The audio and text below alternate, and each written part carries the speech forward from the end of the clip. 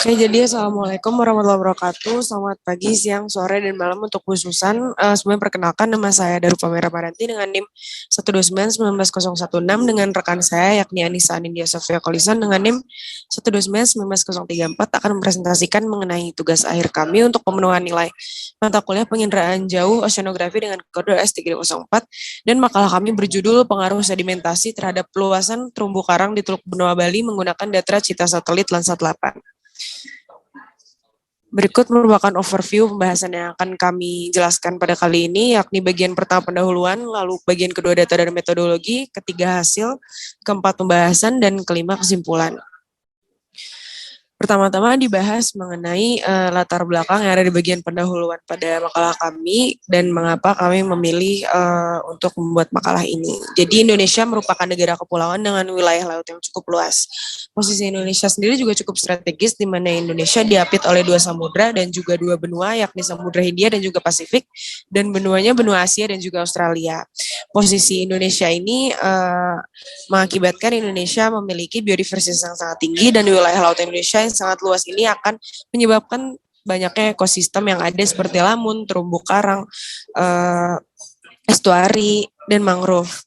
Tingginya biodiversitas di Indonesia ini memberikan peluang untuk Indonesia dalam bidang rekreasi, produksi, nilai konservasi, sumber sedimen pantai, dan juga pelindung pantai. Indonesia juga merupakan salah satu negara dalam kawasan Coral Triangle di wilayah Asia Pasifik. Luasnya terumbu karang di Indonesia sendiri itu mencapai 6 juta kilometer persegi dan terdapat 500 lebih spesies terumbu karang di dalamnya. Tetapi sayangnya 95% diantaranya sudah terancam oleh kegiatan manusia dan juga 35% lainnya sudah dalam kondisi terancam sangat tinggi. Dan kami memilih daerah kajiannya ada di Teluk Benoa Bali yang pada daerah tersebut terdapat ekosistem terumbu karang dan juga mangrove. Lalu dibahas mengenai terumbu karang. Terumbu karang sendiri itu terbentuk dari endapan masif kalsium karbonat CaCO3 yang dihasilkan oleh karang hermatipik dari filum Cnidaria.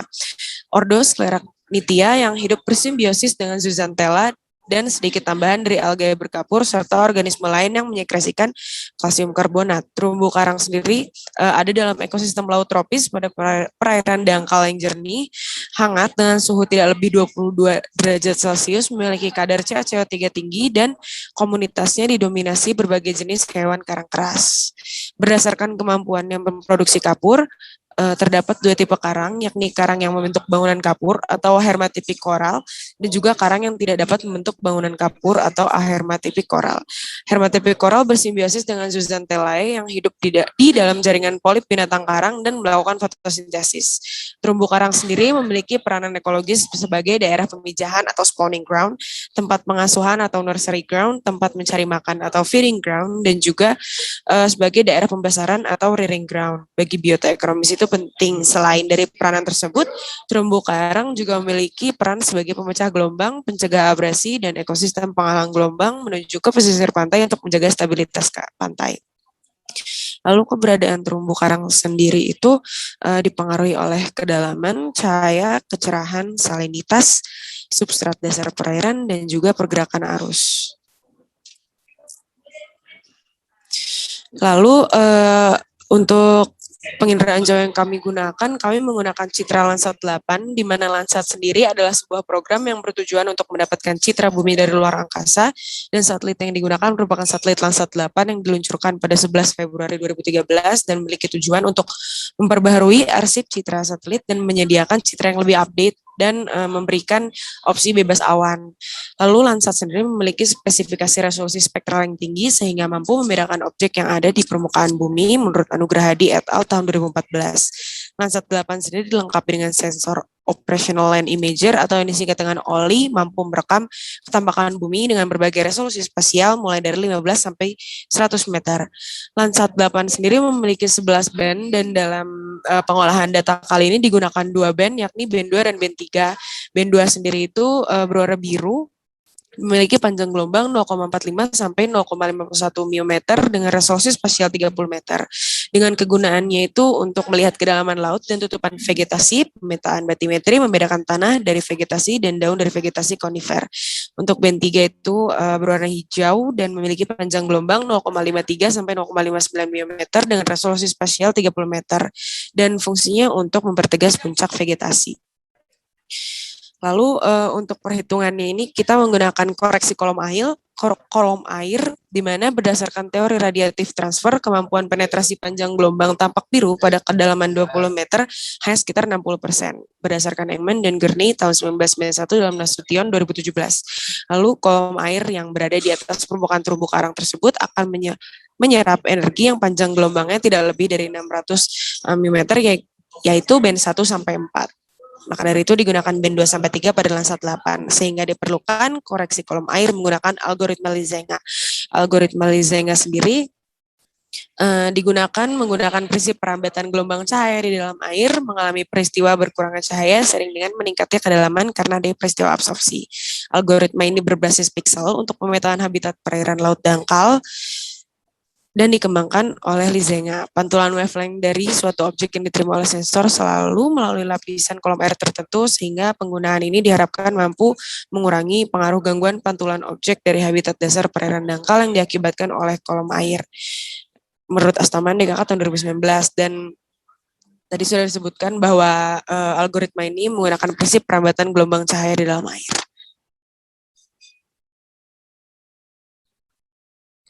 Oke, selanjutnya daerah kajiannya. Daerah kajian kami adalah Teluk Benoa yang terletak di Kota Denpasar dan Kabupaten Badung. Ini jadi ada 2 daerah administratif yang terdaftar di Teluk Benoa dan sepanjang pantai di Teluk Benoa ini kita lihat karena terdapat ekosistem terumbu karang. Lalu koordinat Teluk Benoa sendiri berada pada 8,3 sampai 8,44 lintang selatan dan 115,10 sampai 115,16 bujur timur. Pada Teluk Benoa sendiri terdapat beberapa daerah estuari karena terdapat beberapa muara sungai, yakni Sungai Badung, Sungai Mati, Sungai Sama, Sungai Bualu, Sungai Buaji, dan juga Sungai Loloan. Luas teluk sendiri sekitar 1.998,1 hektar dengan adanya ekosistem mangrove, padang lamun, terumbu karang, dan juga dataran pasang surut. Perairan pada Teluk Benoa sendiri merupakan perairan semi tertutup dan juga memiliki tipe pasang surut semi diurnal. Pada Teluk Benoa sendiri terdapat beberapa aktivitas yakni aktivitas pelabuhan, pariwisata, dan juga nelayan. Pada daerah Teluk Benoa juga terdapat Taman Hutan Raya Ngurah Rai yang ditumbuhi oleh mangrove. Lalu berikutnya kami membahas mengenai sedimentasi. Sedimentasi sendiri merupakan peristiwa pengendapan material batuan yang telah diangkut oleh tenaga air atau angin. Pada saat pengikisan terjadi, air membawa batuan mengalir ke sungai, danau, dan akhirnya sampai pada laut. Pada saat kekuatan pengangkutannya berkurang atau habis, batuan sendiri diendapkan di daerah aliran air. Berikut merupakan ilustrasi dari sedimentasi yang masuk ke laut melalui sungai. Karakteristik butiran mineral sendiri dapat menggambarkan properti sedimen antara lain seperti ukurannya, bentuknya, berat volumenya, berat jenisnya, dan kecepatan jatuh atau endap dari sedimen tersebut. Dan sedimentasi sendiri dapat mengganggu pertumbuhan dari terumbu karang. Selanjutnya adalah tujuan dari pembuatan makalah kami. Pertama, membuat hasil klasifikasi terumbu karang berdasarkan citra satelit Landsat 8 dengan menggunakan metode Lizenga pada Teluk Benoa Provinsi Bali. Kedua, menentukan perbandingan luasan terumbu karang berdasarkan data citra satelit Landsat 8 dengan menggunakan metode Lizenga pada Teluk Benoa Provinsi Bali dengan jurnal referensi. Ketiga, menentukan kaitan perubahan luasan tutupan terumbu karang dengan proses sedimentasi yang terjadi di Teluk Benoa. Dan keempat, menentukan kaitan perubahan luasan tutupan terumbu karang dengan parameter hydrooceanography di Teluk Benoa.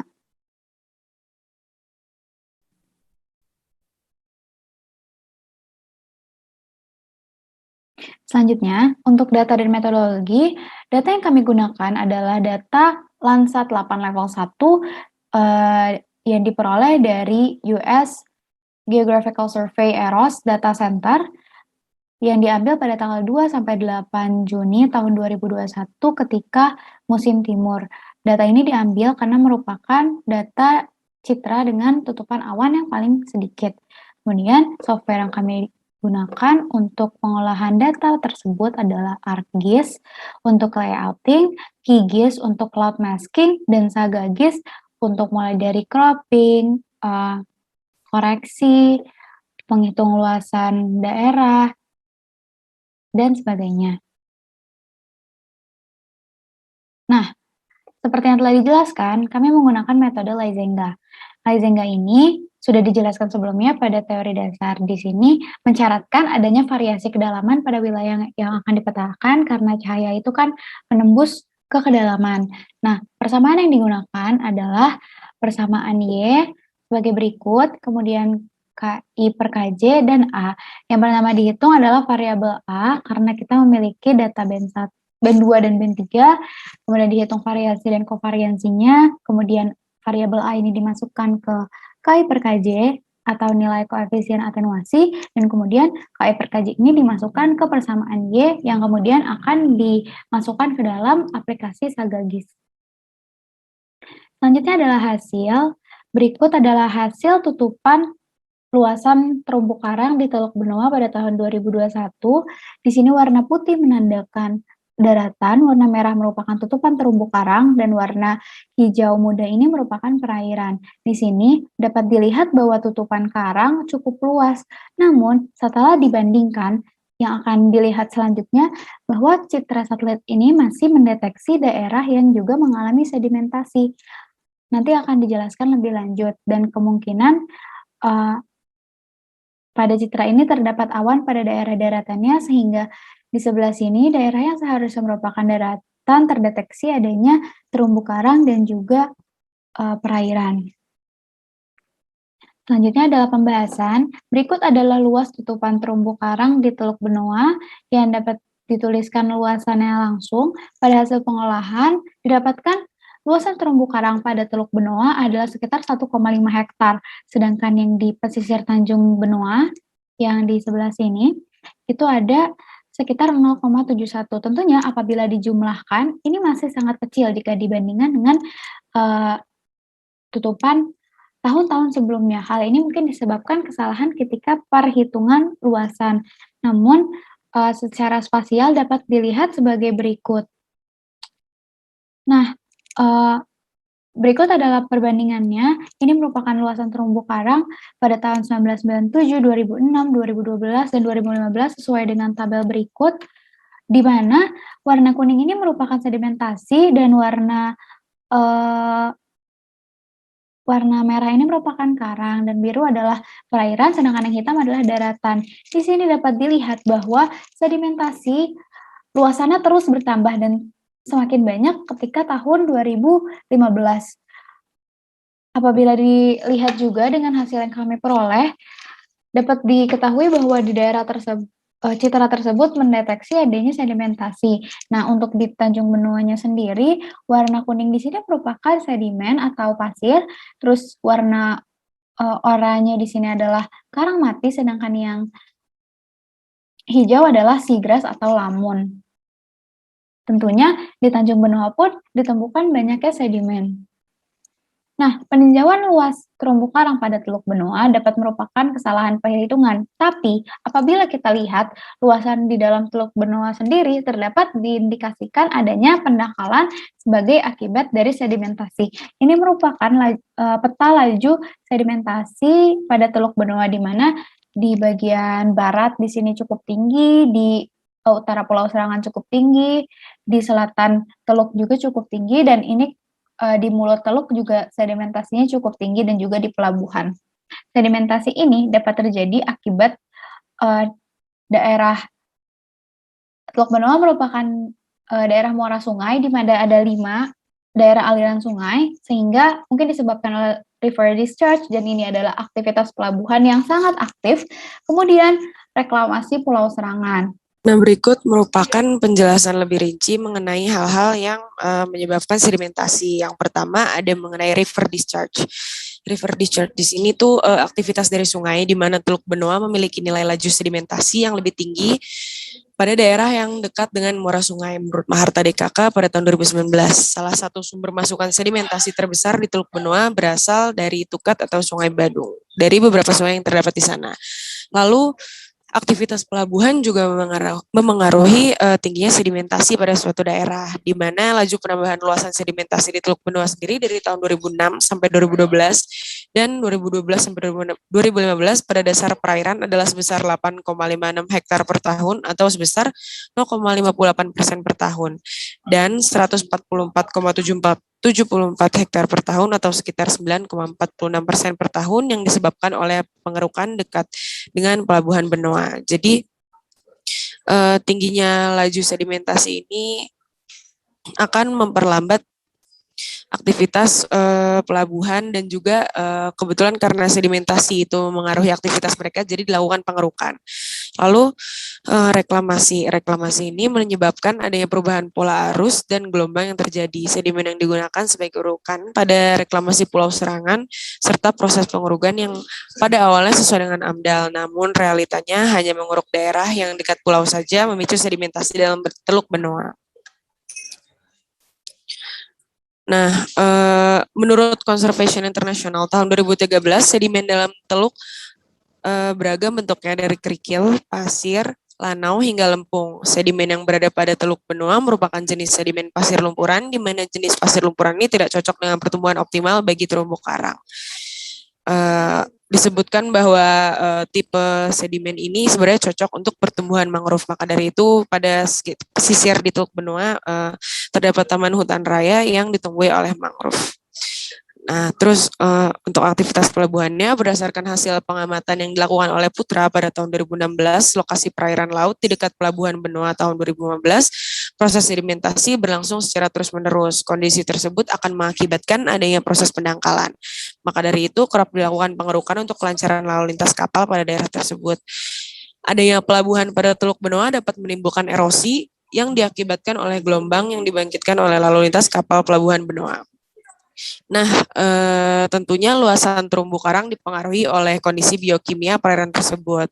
Jadi dilakukan tinjauan untuk beberapa kondisi biokimianya, untuk suhu, salinitas, pH, kecerahan, nitrat, fosfat, dan juga TSS, di mana suhu pada Teluk Benoa sendiri berkisar antara 24,1 sampai 24,7 derajat Celcius, sedangkan suhu ideal untuk pertumbuhan terumbu karang sendiri itu mulai dari 25 sampai 28 derajat Celcius dan 23 sampai 29 derajat Celcius. Nah, untuk salinitasnya juga pada Teluk Benoa ada pada 30 sampai 31 part per